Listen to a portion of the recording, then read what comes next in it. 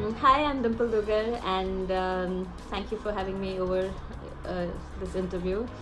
And as you asked, what's my journey been so far? So it's basically, being married for, like I said, Bal Vivah started from me, I guess, from a Marwari family. Got married to a Marwari family, and I was a Gujarati married to a Marwari.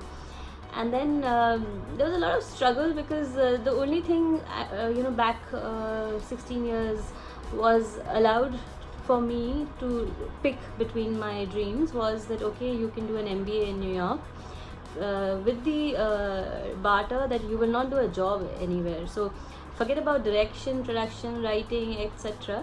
It was always you could pick to do an education, but you cannot be a woman who's working outside or leading somewhere. So these were just like a bubble or a dream, something that I've lived for last 16 years and worked very hard to come till here. And having said that, yes, my parents, I mean my family, my in-laws, my husband, my parents, everybody has been very supportive, though till now I think they feel that it would have been better if you were in one of our family business, or you would have been a nice wife or a mother and things like that. So these are the social stigmas that a woman still goes through at each phase of her life. But yes, they are proud of me, they are happy to come so far. Going back, I remember in Calcutta I used to sit in Cafe Coffee Day and write mails, talk to people, narrate stories and say, do you think this story makes sense, do you think we could do this? And everybody used to sell dreams back to me, and I used to be very happy that okay, probably something will happen. And that just went on for very long. I also remember back then, like Twitter, Facebook, Instagram was not so active, and 16 years back down, LinkedIn was the one go-to place. And I feel silly saying this right now, but yes, from Raj Nayak to so many other people who we used to look at as icons, I used to write small, messages to them over LinkedIn. I used to send my stories out there, and of course, I never got a reward from anybody. But I never stopped dreaming and believing that yes, one day maybe I will reach till there.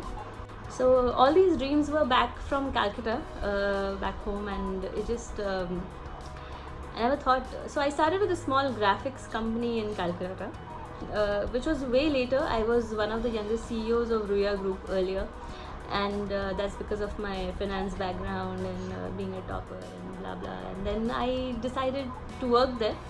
But after putting 3.5 years of my very hard work and time and effort, I realized that it doesn't give me any happiness.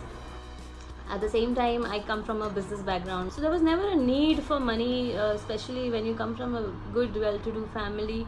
But there was this fire within you where you so my mother, when I was very young, she used to also tell me, Dimple, one day we'll make TV shows. So Mumbai was like this whole I don't know what to say. Probably the day I can make my feature film and I'm standing on the set of my feature film, that's the kind of feeling I felt when I came to Mumbai finally. Like because I know that entire 5 years in Delhi, those 6 years in Calcutta, almost those early 10 years that I have spent till coming to Mumbai and keeping my dream on. Because even in Delhi, so my baby, I had a baby, and then I remember I used to have my baby here in the lap, and I used to work on the laptop whole night, morning, day, and I was very fanatic. I'm still very fanatic about my work. So, and there was this need gap and something, and that created this one little opportunity for me to meet that person.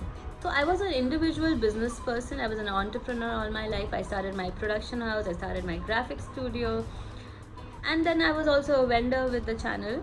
And when he met me, he said, Dimple, that there is some need gap right now. Would you come on board as a consultant?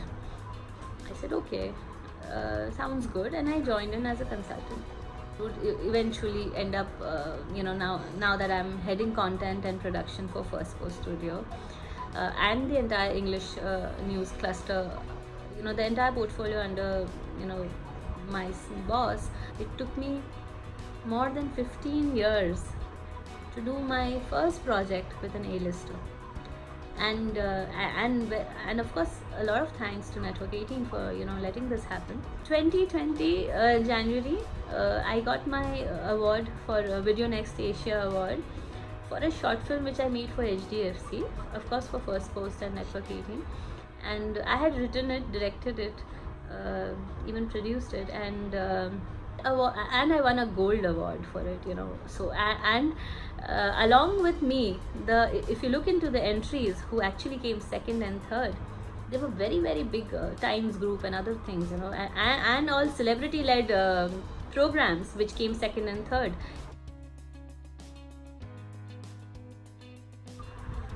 This message is out for all the other people who are struggling along, so firstly, the sooner you get off with the awe and glamour part of Bollywood, I think it'll be the best thing to do, because if achievement and if you're going to measure your achievement vis-a-vis, that I have not reached this so many likes and etc., or people don't know me and people don't know my work, and when will I reach that stardom and glamour and blah blah. If you're going to pursue that, then you're absolutely on the wrong track, because you will go through extreme depression when if you're unlucky or for whatever reasons you have not achieved it. Also, it will not help you go very long, because the only fuel is passion, for in this industry. Passion to do your next film much better, passion to be able to criticize your own work, passion to be able to take other people's criticism and feedback, and a lot of it. You have to do your own homework, hard work. You have to have your vision. Nobody else can have that vision for you. That is the second point. The first point, as I mentioned, is glamour and get away from all of the other crap. It's not required. If you get it, it's a cherry on top of your cake. If you don't get it, don't think about it. It is not that if you achieve it all, you are going to do good. I mean, that's no scale. That measurement scale is only wrong.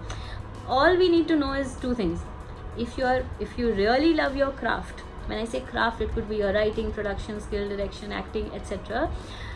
If you really love your craft, be true to your craft and just be honest to your own self and be happy. Okay, this project went well. Now let me focus on the next. So this is the no-brainer for me, because clearly the camera, and clearly because bringing the best out of a human being and bringing the best out of a character on screen, like an animation, is a huge difference, huge. So I have worked with a lot of we have to in our profession work with a lot of actors and models and etc. So sometimes you come across actors who are good, but they're not giving their best, maybe because they're tired of the fifth take, maybe they didn't get the brief correct, or whatever it be. But so if you speak to some of my co-actors with who I have worked with, so they will say कि Dimple, so they tell me eventually that Dimple, अब हो गया ना, अब तो छोड़ दो मुझे. So this is a very performance driven thing, when you talk about direction behind a camera. So of course performance of live actors is, I would prefer any time. That is one.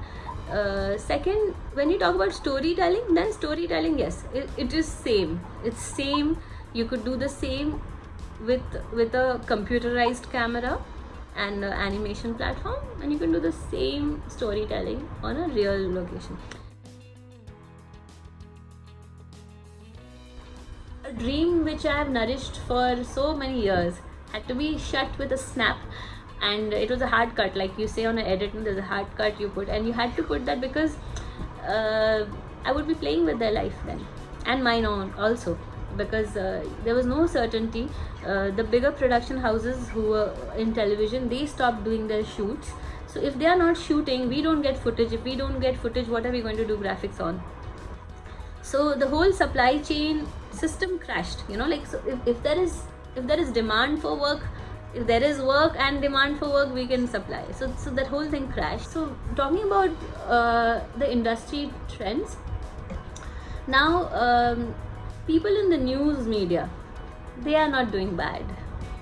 Okay, they are the fortunate ones, I would say, because if you look at the percentage of people watching news than watching a regular TV show, it's grown in leaps. Okay, every second person is actually watching news, especially those 4 months in between. All the film producers, all the TV producers, they have fallen a lot, because their shoots would demand a 100-member crew, a 200-member crew, which is not possible in COVID. A feature film needs 50 to 100 minimum crew, not possible. So these things totally got a new trend in. So OTT was there. OTT had already come into our lives, Hotstar and Netflix and all these things. But now suddenly OTT has taken over, news has taken over. So these are the two things that have taken over. And so now if you ask what will be the trend, all the trends are going to be aligned with whatever is the demand of an OTT, whatever is the demand of a news channel. So the new methods are virtual calls, virtual shoots, self shoots, so for example, for Corona Warriors, we had to ask Kareena to do her self shot for the piece to camera bit, which is called P2C. So that P2C, she had to do it herself alone. Now imagine for a A-lister celebrity, who's so used to somebody setting the frame for her, setting the camera for her teleprompter XYZ, and a person who of her stature, who has to just on action, she just needs to perform, right? Now you have to do everything on your own, and not even a single person. We could not send a single technician to her also. People are not looking into quality so much. When I mean quality, I don't mean content quality, I mean visual quality. I mean which camera has this been shot? Has this been shot on an Alexa, or has this been shot on a webcam? So right now people are not very pushy and choosy about which camera to shoot, but yes, people are interested in still making content from their limitations. So phones, iPads, virtual shoots, self shoots, these are the new normals which will go on. Little bit I'll tell you about OTT platforms. Such a wonderful time for them right now, because so many films have been shot, so many films. Everything is lying on an edit table, or they are lying to be released in a theater. So your audience is also captive, because the audience is going to watch from home on multiple screens, and so it's the best time. So all these films are getting released on an OTT. At the same time, a lot of work will go to the edit fraternity. Editors are in demand right now, because content तो आप कोई भी shoot कर लेगा, because you're just shooting through. You don't need to learn much to shoot from a Zoom or a software on a phone or an iPad, because everybody is okay with it now. So there isn't demand for DOPs, cinematographers, directors. This is a bad time for them, even for producers for that matter. But editors, it's a big time. It's a growth for them, because whatever has been shot before can be edited. Whatever new is being shot, on all these platforms, virtual platforms, they can edit it, and so there's a lot of demand for post-production rather than production. So any new idea which is post-heavy and less on production will work. So the moment the lockdown happened, people, now what? So because we are heading the branded content, and so we are into brand solutions and convergence.